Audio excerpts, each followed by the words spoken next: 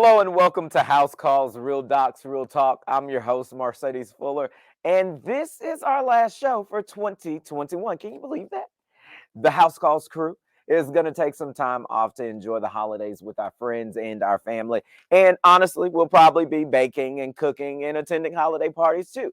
So today's topic is perfect: how to enjoy this merry season without overdoing it and feeling guilty. I needed this show today. With me this morning is Dr. Ann Thorndike. She's the director of the Cardiac Lifestyle Program at Mass General Hospital. Dr. Thorndike, welcome. Thank you. I'm It is, happy to it's, be here, and it's one of my favorite topics. yes, we're so happy that you're here because, like I said, we definitely need help. And when I say we, I need help. I hope you can help us make some good choices during this hectic time of year. Before we dive into our great discussion, let's get started with some health in the headlines.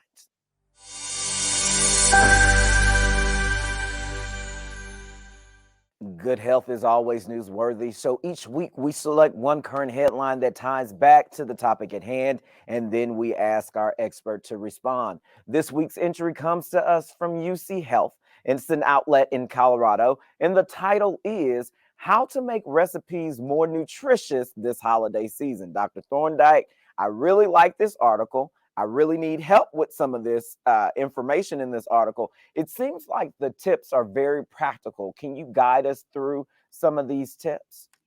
Sure. Yeah, I thought it was a great summary, had some great suggestions. I think that the first part of the article focuses on what I always focus on, which is increasing the amount of vegetables that you have with your meal. This is a great way to increase the nutritional value of any meal that you eat. It makes you feel fuller. It gives you lots of fiber. You can add more vegetables and decrease slightly on other ingredients that might be less healthy. So one of the examples I think was for stuffing. You could add more mushrooms and less sausage. Doesn't mean you can't add the sausage, just a little bit less of it would make it healthier.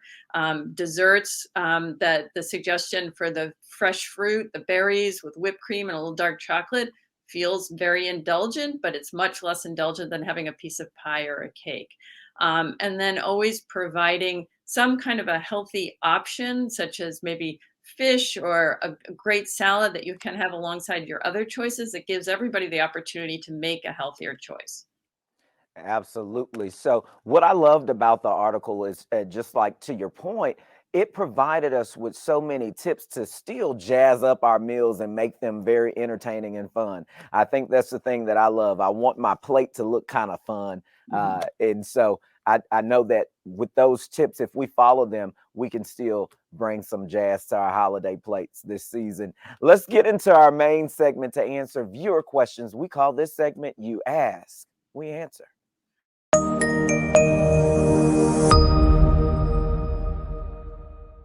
Now, Dr. Thorndike, our first question comes from me. The AHA recently published new guidelines for healthy eating. What's new about these guidelines?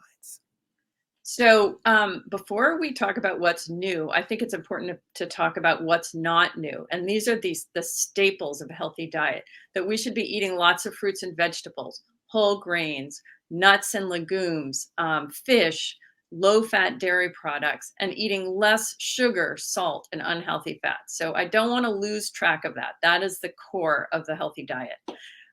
But what's new in the guidance is that this emphasis on focusing on dietary patterns. So not really kind of saying you have to eat just one food or one type of nutrient. That it's really like how does this come out overall in your diet? So it takes a little bit of pressure off of every single food choice we make. You want your dietary pattern to overall be a healthy one. This also allows for some flexibility for different types of diets. So you could be vegetarian and follow the guidance. You could eat meat and follow the guidance. You could be gluten free and follow the guidance. Everybody can will be able to follow this guidance in general terms. Other things that we're emphasizing that's kind of new is that there's a focus on the entire life course. That nutrition is important from the time of pregnancy to infancy to adolescence to adulthood, that nutrition is always important, not just when you're older and you're worried about getting diabetes. It's important as a child. And the other thing that's emphasized that's new is an emphasis on eating minimally processed food and avoiding the ultra processed foods. Awesome. So much great information there. I love how you say, we need to kind of monitor those sugars and those salts, but also making healthy choices, creating that pattern of making healthy choices. I love that. Great advice, doctor. Thank you for that. Our next question comes to us from Michael in Gary, Indiana. If someone wants to start eating healthier, where should they start? That's an amazing question, doctor. This is a great question, and one that I really think about carefully with all of my patients when we're talking about diet. So when I'm counseling somebody about diet, the place that I start is I ask them what their typical day looks like. What do they usually eat every day, for meals, snacks, and any throughout the entire day? And then from there, I can identify specific foods that I think are not nutrient dense, that may be adding a lot of calories or unhealthy ingredients to their day. So, for example, if somebody has for lunch every day a tuna sandwich with a 20-ounce bottle of soda and a bag of potato chips, what I might say is, do you think that you could change the soda to either water or a zero-calorie beverage and switch out the bag of chips for a piece of fruit most days of the week? With a change like that, you're going to cut almost 500 calories a day. You're going to reduce the sugar that you consume. You're going to reduce the saturated fat and salt, and you're going to increase the fiber. And so a small change like that, which isn't going to leave you any less full, could make this a lot of healthy changes. And if this pattern is you do this pattern over a whole year, it's really going to add up. So that's the way to start. Small changes that you can do every single day. That really makes a difference. Small changes every day. I love that, doctor. Here's a question from Marlon. Do I need to worry about my diet if I exercise? Another of my favorite questions. This people ask this a lot. I think that it's really important to keep in mind that diet and exercise are two components of a healthy lifestyle. So it's not an either or choice. You don't do diet or exercise. So diet has lots of benefits, including helping with weight management, prevention of diabetes, obesity, cardiovascular disease, multiple other chronic conditions. And exercise also has benefits, but I think I want people to really understand that you cannot exercise away a bad diet. You need both components to be healthy over your entire life. Oh my gosh, doctor, you are dropping so many great nuggets on us. You cannot exercise away a bad diet. Oh my gosh. That was that hit me like a ton of bricks. Here's another question coming to us from Janet in Los Angeles. What holiday foods or dishes are the worst for our health? Okay, so I am not going to throw any one particular holiday food under the bus. However, I think that there are certain ingredients that you need to be aware of, and that you can keep an eye out for. So anything that's creamy is likely to be high in saturated fat and salt. So these are items that tend to have butter, cream, cheese. And you can find them in gravies, casserole dishes, sauces, salad dressings, and dips. So those are items to keep an eye on. In addition, casseroles or baked dishes tend to have a lot of cheese. They might have breadcrumbs, usually made with white bread or refined carbohydrates that are less healthy, and salt. And any dishes that have a lot of meat, such as hamburger or sausage, are going to be high in the unhealthy fats. And of course, desserts, we all know, tend to have a lot of sugars, but many of the desserts and baked goods are high in the unhealthy fats and even sodium as well. So I'm sitting here and I'm thinking about slightly modifying the menu this year, doctor, because of those gravies and cheeses and all of those sauces that I use when I cook. Here's a question from a Jermaine in Fort Worth. How can my food choices help the planet? This is another great question and something that we're learning more and more about. The answer is not always so straightforward, but in general, choosing foods that are plant-based is better for the environment. So, animal products, particularly red meat, have the largest adverse impact on our environment. But I think it's very important to keep in mind that just because something is environmentally friendly doesn't mean that it's necessarily heart healthy. So a lot of refined carbohydrates, which include sugars and sugary beverages, are considered environmentally friendly. They don't have a big impact on the environment. But of course, those are not heart healthy choices. Now, doctor, this is a question from Randy, and I echo this same question. Do you have any examples of how to make some dishes healthier? So I think I was talking before that whenever you can add more vegetables and a little bit less meat or other ingredients that might be, or cheese, something that might be adding a lot of unhealthy fats, you're going to make it more nutrient dense and healthier, and you're probably going to reduce the calories that are in it. So if you're making soups or stews or any kind of dish, pack in the vegetables, add extra vegetables. That's always a winning solution. Other ways you can try to tweak recipes is if you switch out some of the animal fats like butter for using the more plant-based oils.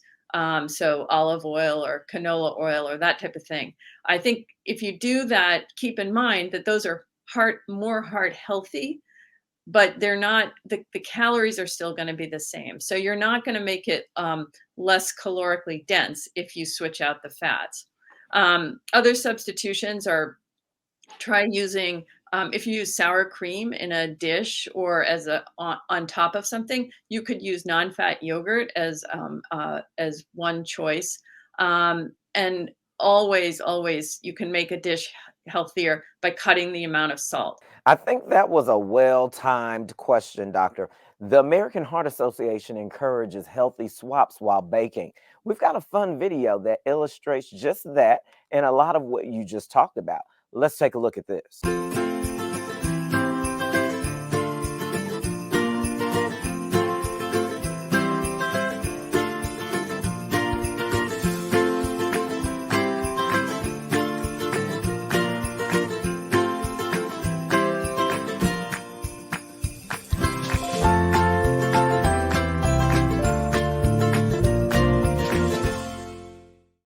Doctor, what did you think about that video? That was pretty cool. Yeah, great. Very colorful too, which as you said, the appearance of your food makes it more appealing. So Absolutely, absolutely. I think you provided so much great advice today. We have a few questions left for you, doctor. Jackie has this question. What do you consider to be the most nutritious seasonal food options?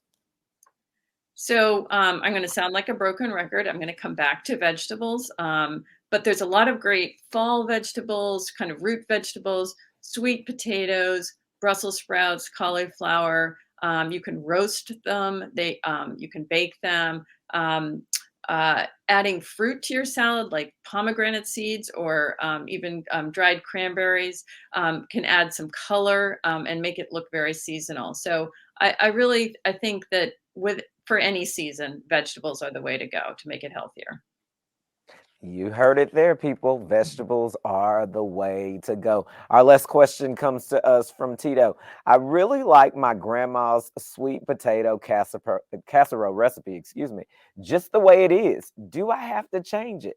How can we make our favorite holiday foods healthier? So I like this question because it allows me to expand on another topic that, in addition to making the substitution. The question is, do I have to change it? And the answer is no, you don't have to do anything. If you change it, you're doing it because you get to change it. You get to change it to be healthier. It's your choice. If you feel like you're changing a recipe because you think you're doing it for a negative reason, then you're not going to enjoy it. So if you love the recipe the way it is and it's perfect, then leave it. Don't change it. Eat a little bit of it or eat it on that day. Make the rest of your day healthier, make other choices healthier, and just enjoy it. However, if you decide that this is something that you would like to experiment with, you'd like to change it up a little bit, you can make it healthier by, as some of the tips I was saying earlier, change out some of the butter or animal fats for some plant-based fats or oils.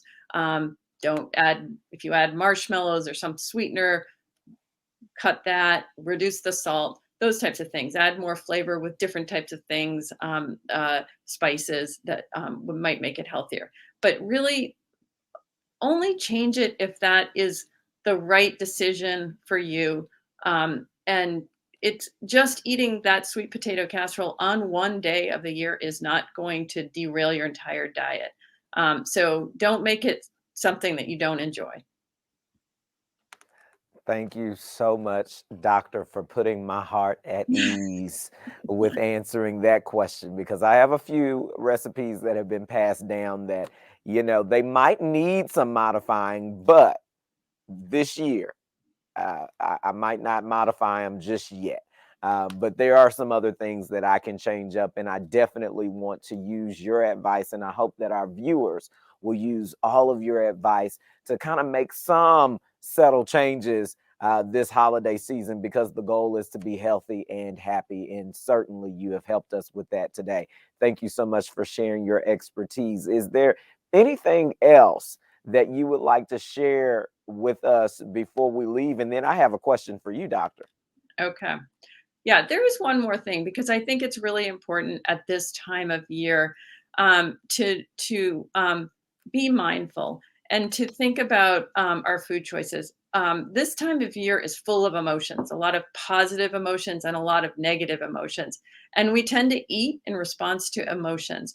So it's really important for us to not beat ourselves up about making an unhealthy choice, especially if you're feeling a little down or depressed and you're eating in response to that. If you make an unhealthy choice in response to feeling down and then you get angry at yourself and you're upset with yourself, you just spiral into a worse situation. So what my advice would be is to be forgiving of yourself. If you make a poor choice in your food, if something that you're not consistent with the goals that you're trying to achieve, then think about it. Don't get upset about it, and just start on the path towards a healthier choice with your next meal or snack.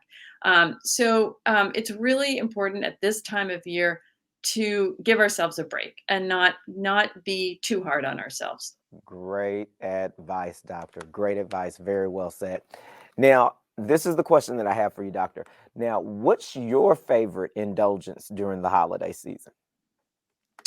Okay, well, I have lots of favorites, but I think one of the really fun things for me is on the holidays. I always like to try making a new dessert recipe. So regardless of what goes into it, what the ingredients are. So for one day of the year, that is my one favorite indulgence, is a really rich dessert that we make. I usually make it with one of my kids, and we serve on the holidays. Yeah, absolutely. I think I'm right there with you. Those rich desserts that we can either eat them warm or eat them with some ice cream or Yeah. something like that. Doctor, we're on the same page. I knew we would agree on that. Thank you so much, Doctor. Well, friends, that does it for our show this year. We'll be back in 2022 with new shows to keep you up to date on nutrition, heart health, vaccines, you name it. We'll be talking about it next year. But until then, you can find any of our previous shows at our House Calls playlist on YouTube. So please subscribe so you can access all critical information. And if you're interested in more information on healthy eating, make sure you visit heart.org/eat smart. We hope you have a happy and healthy holiday with your loved ones. Take care of yourselves and each other, and we'll see you next year.